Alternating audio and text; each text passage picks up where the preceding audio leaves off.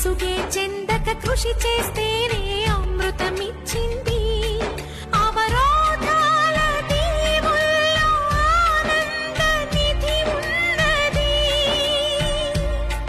కష్టాల వారధి దాటిన వారికి సొంతమవుతుంది. తెలుసుకుంటే సత్యమిది, తలచుకుంటే సాధ్యమిది. మౌనంగానే ఎదగమని